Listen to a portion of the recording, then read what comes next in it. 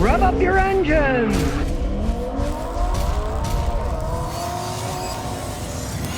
Okay, now here we have a nicely worn Honda Accord. He's the original owner, well, sort of. His father had it, and then he got it from his father, so pretty much they're the original owners of the car. We'll see how it held up, and he's in the armed forces. He's going to Hawaii, so they're going to ship it to Hawaii, and he wants to see if it needs anything, what's it going to do in Hawaii. Well, and in '06, they didn't have any of those nibbling paint problems that some of the newer ones have had. You can see the paint's held up quite well for an '06. The alloy wheels are still good. And even though he's in Virginia, it's not particularly rusted underneath. It's still real solid. Now, he was in San Diego for a couple of years. You're not getting that kind of salt, but you get the salt from the ocean.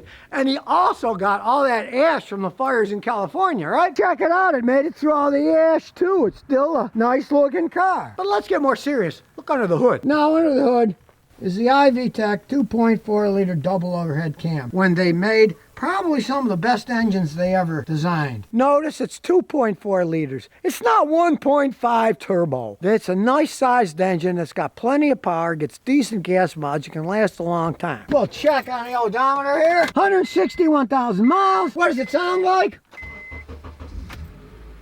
Sounds pretty good. Now on these Hondas, you're always going to hear a little bit of ticking. They have the valves you have to manually adjust. If you don't, they still run fine, but they make a little noise. The typical sound you're going to hear. Now, the owner informed me that it is an oil burner, but it burns 1/4 of oil every 5,000 miles when he changes it. No big deal. Get that kind of mileage, you're going to use a little bit of oil, but it's nothing compared to what a 1.5-liter GDI turbo would be burning when it had 161,000 miles. I've seen GDI turbo engines, they'll burn a quart of oil every 500 miles when they got 20,000 miles on them. And that's not a quart every 5,000. That's a quart every 500 miles. The old engines were actually stronger. Yeah, they don't get the gas mileage. They don't have as much horsepower. But they're definitely going to outlast any of the modern stuff. And when he was going cross country, San Diego, back to his home state of Virginia, he was getting like 32 miles a gallon. That's nothing to sneeze about. Some people say, well, I get 39 miles a gallon. Yeah, and you paid $56,000 for your car.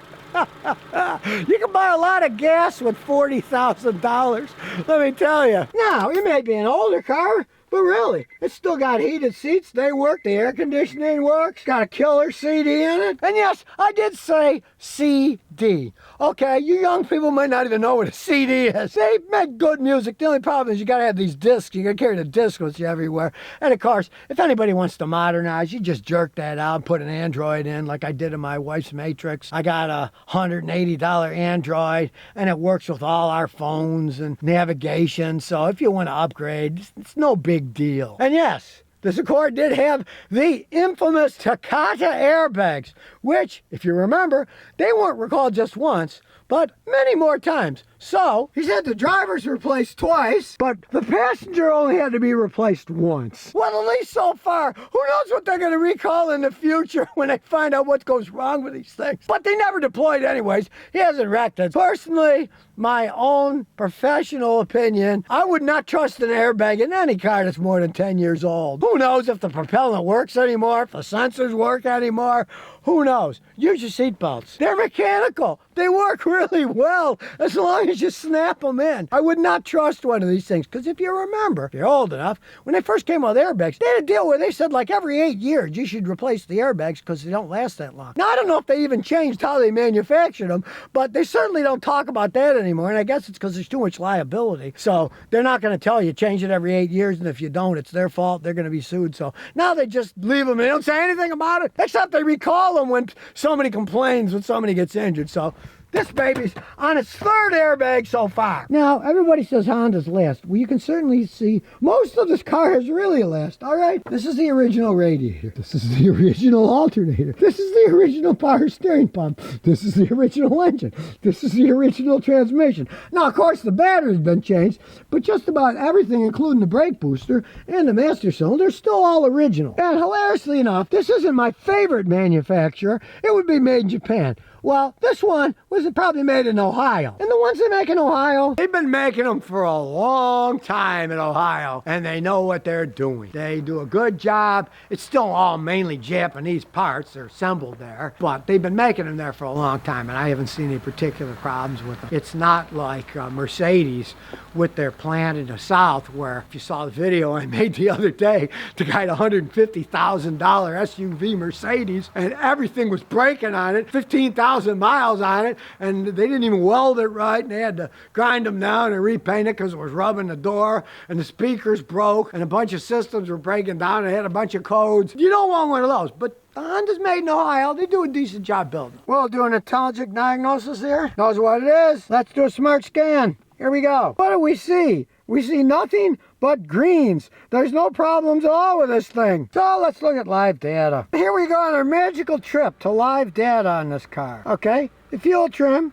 For that kind of mileage, it's normal. 1.00 is perfect, so it's only a small percentage off. The airflow lambda, 1.00 is perfect. You can see it's going between 1.00, 0.99, so it's pretty close to perfect. So is the air-fuel ratio. Honda engine, does it misfire? No, all the cylinders have 0.00 misfires. Everything is blue, everything is normal, even though it's got 161,000 miles plus on the engine. We're going to take it for a road test. You can see it still idles like a dream. No backup camera because it's old, but you can't have everything, can you? They're certainly zippy enough for a car that can get 32 miles a gallon. We're going over the giant bump here, and it made it, and it didn't drag. And when you step on the gas, hey, it's a Honda. That engine's got plenty of power. And of course, being a Honda, it handles quite well. They really know their suspension systems. The owner was told 2 years ago he needed all new struts. He didn't do anything about it, and it still rides pretty good if you ask me, even on this bumpy Rhode Island road. And here we go, back into the highway here. Plenty of acceleration. Nice powerful Honda engine, good gas mileage, and it still rides really good on a smooth road. Well, this is about as smooth as it gets around here. Brakes are still totally responsive when we brake and turn. Car's got a lot of life left into it. So now that I'm done with it, checking it out, I'm sure he's going to take it to Hawaii with him. The Navy does ship it there for him, though. If you blindfolded me, not a good idea while I'm driving, but let's say I'm a passenger, I wouldn't really think that this is a 16-year-old car. And here's some bonus questions and answers. Pascal says, can a Ford 3.5 Ecoboost run on the 0W16 oil? Thanks. All right, it's a good question. If it's a late model one, a year or two old, you could switch to the 0W16. Now, if it's an early model one, the 0W16 GF6 oil is not backwards compatible, so you can't use it on the older ones. But they also make GF6 oil that's backwards compatible for the older cars. So let's say you're, say, 0W20 or 0W30, whatever. Those, you can get backward compatible ones. But the 0W16 is only for the vehicles that say 0W16, the modern ones. It's not backwards compatible. It's only be able to use it on new ones.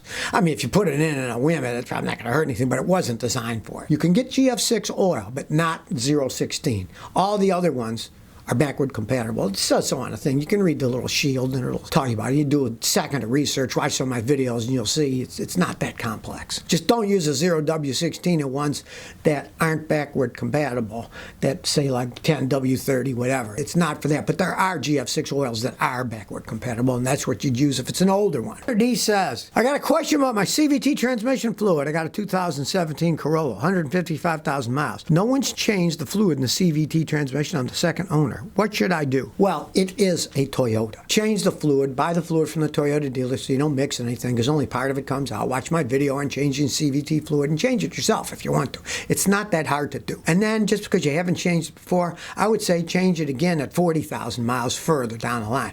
Now, the Toyotas aren't like other ones. Like if you have a Ford or a GM and you change it and it's that old and they're in chance, a lot of times they'll start to slip. The Toyotas are different. They're not designed that way. But you do want to change it. You don't want to chance it. You know, your warranty's long long gone, and when it breaks, it would cost a small fortune. They're really well-built units, so you do use the Toyota fluid, change it now, and then change it about another, I'd say just change it every 40, 50,000 miles then.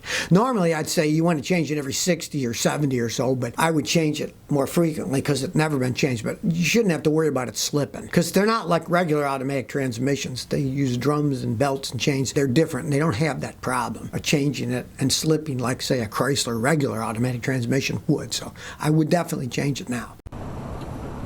So if you never want to miss another one of my new car repair videos, remember to ring that bell.